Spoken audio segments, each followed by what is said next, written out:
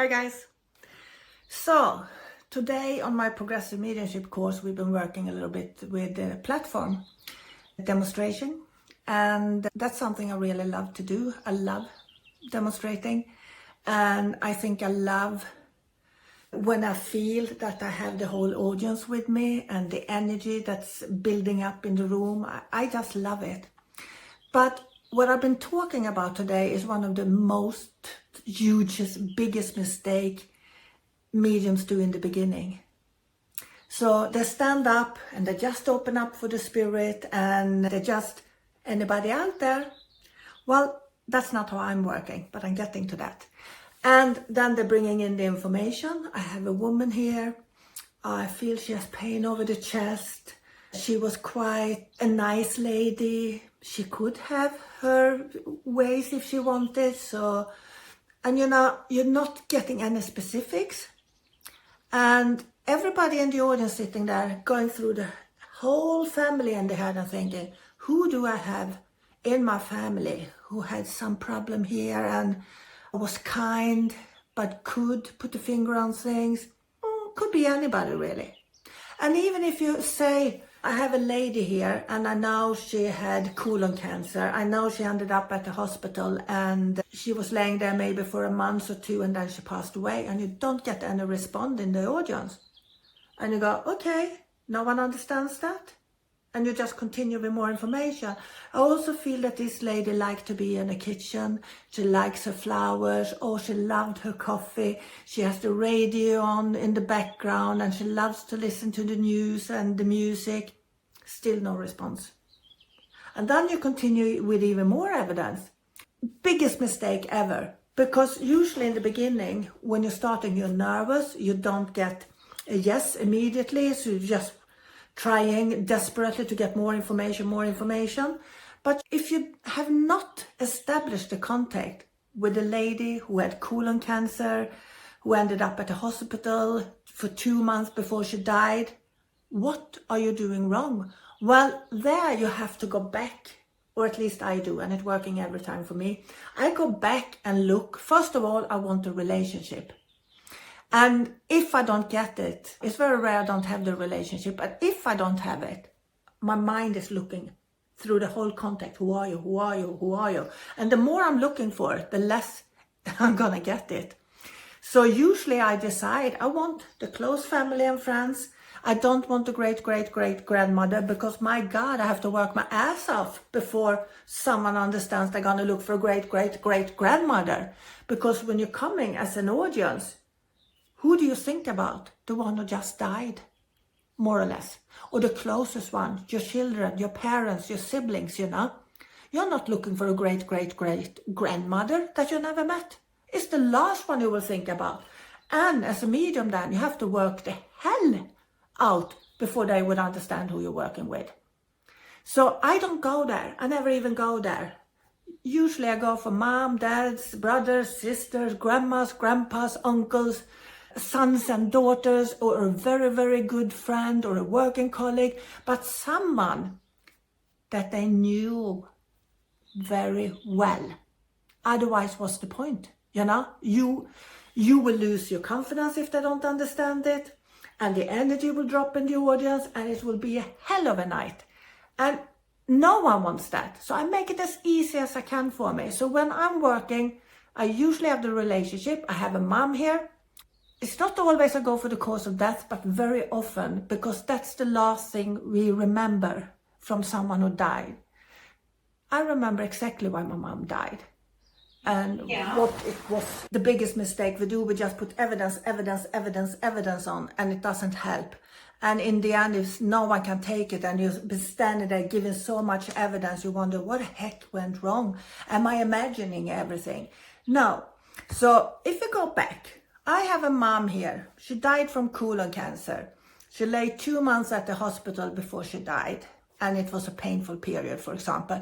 And if I don't get an answer there, if no one, I go back and see, what is my strongest point? What did I feel strongest? Was it the mom? Was it the cancer? Was it the months at the hospital? What am I not so sure about? Or I might think I'm sure about everything, but obviously, if I'm working with the audience and asking them, no one has a mom who ended up at the hospital with a colon cancer. If I don't get a response, I have to make sure that I haven't misunderstood my information. So do I have a mom with me, or do I have a grandmother who's been like a mom, or a stepmother, or a mother-in-law? Have I made a mistake with a relationship?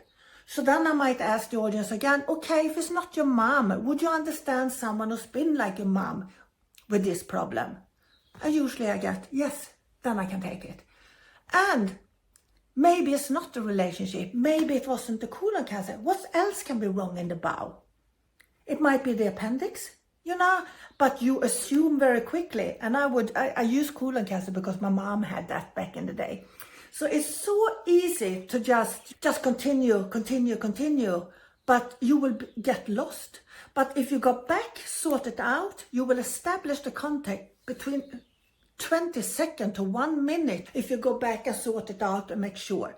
Because one thing that I learned over the year is that when I put my intention out there, I'm standing up, I'm gonna work, I know for a fact that everything that pops into my mind at that moment in time, I can trust. I don't trust myself normally, but when I'm working, I trust everything. Because when I put my intention there, I know that my mind is doing everything in its power to help me. Not the opposite. It tries everything to help me. And my focus is solely on doing a good job for that spirit that is coming through. So why would I just make up things? No, I don't. Of course you have to learn. In the beginning especially, you have to learn when your mind coming in. Your mind does come in, especially if you get insecure, because then it starts to get panic and then you start thinking instead of listening to the spirit. That's normal. So try to avoid getting panic. Try to avoid having that anxiety of not being right. Make it as easy as you can for you. And that's what I'm doing. I hate anxiety. I live with anxiety all my life and I hate it. So what I do is, if I have a mom who had cancer, regardless the cancer, she's around her 80s and she died at the hospital after 2 weeks. If I don't get the response, move back. Go back. Is it the mom? Is it cancer? Have I misunderstood the 2 weeks? Maybe it was 2 months. What is it? Because in the audience, if they don't understand how mediumship is working, and they see you very positive, confident, they think that every word you're saying is directly from the spirit. They don't know the process, how to interpret energy. They don't know that we use our imagination, our knowledge from our life and whatever to try to understand the energy that comes from the spirit. They don't do that. So when you say, I have a mom here, they make sure, they believe it is a mom and you can't do any mistakes. And that's also why people are so afraid to give the relationship, because think if it was a grandmother. Well, hey, you will never learn if you're not sticking out your chin there. I have a mom. Okay, if it wasn't a mom, why did I pick up mom? Somewhere on the line there should be a mom. So it might be, like I said, a grandmother who's been like a mom. It might be a stepmother, mother-in-law, whatever. It can even be like that you have someone else talking about a mom. And when that happens to me, it means that there is an issue around mom here living in the physical life. And there's a lot of worries in the family. So that's what they're coming to address. Maybe calm down, you can't do everything, but you got mom for a reason, and this is so important. And it's so important to trust them little things you're getting and not move on with a lot of more information if they don't understand the first-hand pieces you have made. Because if they don't understand the first-hand pieces of evidence you're giving, you're doing something wrong.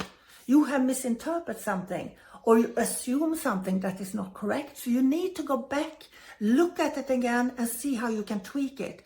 And I know it will feel like you're fishing. It will feel like you're making it fit. But how are you going to learn if you're not doing it that way?